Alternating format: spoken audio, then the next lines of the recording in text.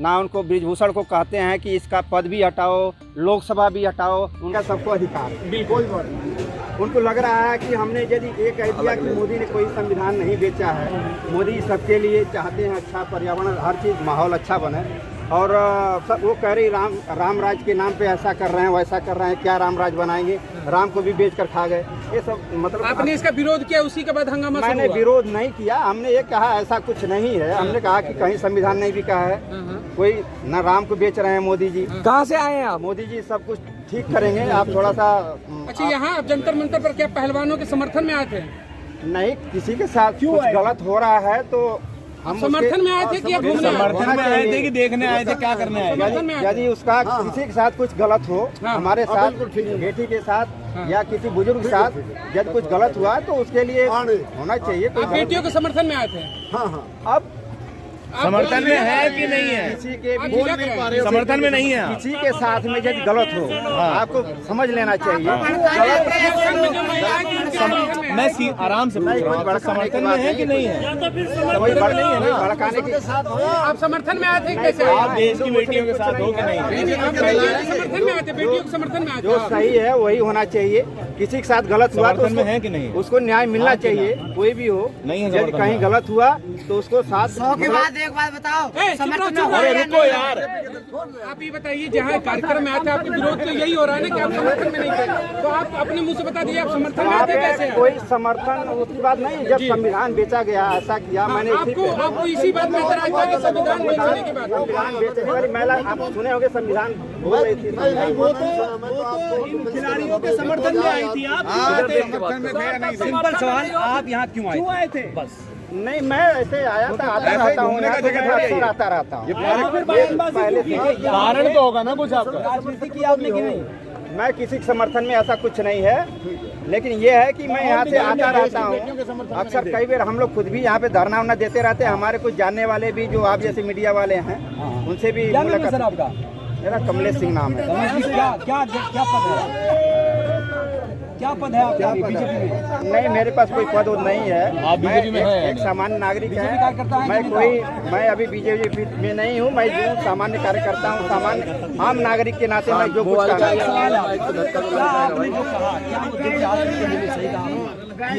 संविधान बिक गई, संविधान बिक गया। हमने तो यही कहा कि संविधान नहीं बिका। हेलो, बीजेपी कार्यालय में आ रहे हैं।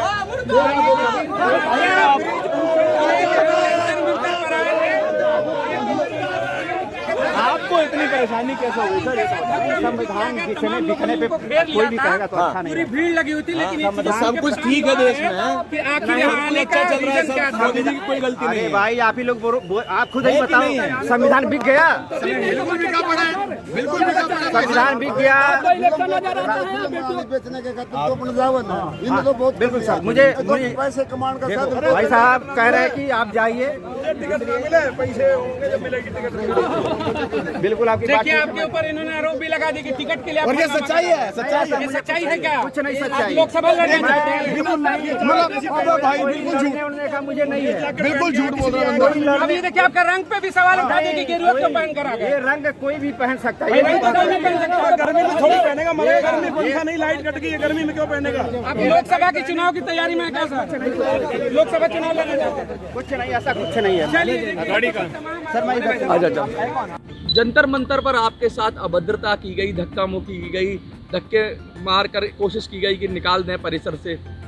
ये सब क्यों किया गया? क्या कह दिया ऐसा आपने जो ये सब हो गया आपके साथ? सर वहाँ पे एक महिला कह रही है कि मोदी ने संविधान बेच दिया। आखिर बेचा तो खरीदा किसने? ये भी बताना चाहिए। मोदी ने राम को बेच दिया, आखिर कहाँ किसको? वो कोई महिला नकाब वकाब क्या है, हिजाब उजाब पहन के आई थी, वो बोल रही थी और ज़्यादा वक्ता थी, बोलने वाली थी। वो पढ़ी लिखी महिला थी, मुझे लग रहा था ये बिल्कुल प्रायोजित मामला था। जंतर मंतर पे मतलब राम के विरोधी भी आ गए हैं। जंतर मंतर के राम सर, आपसे मैं क्या कहूँ? मुझे ये कहने में, ये बताइए, जो जैकेट देख के गर्म हो रहा है, ये भगवा जैकेट है। ये तो सबका भगवा मेरा हिंदुत्व या मेरा स्वाभिमान है। और ये जैकेट देख करके कुछ लोग कह रहे हैं अरे तुम्हें टिकट नहीं मिलेगा, अरे तुम पैसा है तो मिलेगा, नहीं तो नहीं मिलेगा, ये सब कहने वाली बात होती है। और इस तरह से धक्का देना, मुक्की देना, मैंने कुछ ऐसी, मैंने सिर्फ यही कहा यदि किसी के साथ अन्याय हुआ होगा तो उसको मोदी जी या कोर्ट न्याय देगा। इतना भी जिसके पास सुनने का साहस नहीं है वो बिल्कुल उग्र हो गया। कोई मेरी कॉलर पकड़ रहा है, कोई पीछे से धक्का दे रहा है, कोई कुछ कर रहा है। पुलिस पीछे से ऐसा भी लगा था, कुछ लोग पीछे से मुक्का हाँ कर रहे थे, पीछे से कोई जैकेट पकड़ के खींच रहा है, कुछ लोग हल्का फुल्का मुक्केबाजी भी थोड़ी बहुत कर रहे हैं। हमने कहा कोई बात नहीं। ये क्यों चिड़े हुए अब ये इनको पता नहीं, इनको ये जैकेट देख करके, मेरी जैकेट देख करके मैं गलती ये कर गया, ये जैकेट पे, लेकिन ऐसी गलती तो मैं करता रहूँगा। ये धक्का मुक्का नहीं, मेरा गला भी काट दें तो भी मैं जैकेट पहनूंगा। आप कह रहे हैं भगवा पहनना गुनाह हो गया इस देश में? नहीं, ये स्वाभिमान है, हम भगवा पहनेंगे। मैं तो कभी कभी पहनता था, लेकिन अब मैं करीब करीब डेली पहनूंगा। पहलवानों का जो लड़कियों का जो मुद्दा है वो अब क्या लगता है आपको कि उस पर कुछ लोगों ने सीडो हाँ, पहलवानों का जो मुद्दा है, पहलवानों का मुद्दा नहीं रह गया है, ये कुछ पार्टियों का या नेताओं का मुद्दा बन चुका है। इनको आगे करके पहलवानों को वो लोग अपनी रोटियां सेकने के लिए पूरा प्रयास कर रहे हैं, इसमें कहीं दो राय नहीं है। कोई भी जाकर देख सकता है, सारी पुलिस प्रशासन या जो भी अधिकारी हैं, जो जैसे CBI CID जाके मेरे एक आध अधिकारी उस बात हुई कर रहे हैं, ये हाँ इस तरह का पहलवानों को यदि बचे कैसे वहाँ से, बहुत ऐसे मुश्किल। हाँ, मुझे पुलिस के कुछ लोग SHO वगैरह ने उन लोगों ने पकड़ा और कहा आप यहाँ से लेके आए, कहे आप चले जाइए। पुलिस ने बचाया आपको? हाँ, पुलिस ने बचाया मुझे। बुरा हालात हो सकते थे, क्या लगता? हाँ, कुछ भी हो सकता था भाई, अकेला कहाँ पे कई 100 लोग हैं तो कुछ भी हो सकता है। लेकिन मैं इतना डरने वाला नहीं हूँ किसी से। मैं अकेला भी मैं देखिए अकेला परिवार में सब कुछ ठीक है, पैदा हुआ, कर रहा हूँ। यहाँ भी जो है मुझे इस अकेले से मुझे डर नहीं है। मुझे डर रहा था तो मैं जाता ही नहीं अकेला वहाँ पे। आप क्या कहेंगे सर, जो ये जिस तरह का घटनाक्रम चल रहा है, जिस तरह से मतलब देश में बिल्कुल बर्दाश्त नहीं किया है, दूसरे की सुननी नहीं है। देखिए, संविधान का अनुच्छेद 19 हमें अभिव्यक्ति की आज़ादी देता है और अभिव्यक्ति की आज़ादी हमें है तो हम अपने विचार रखेंगे।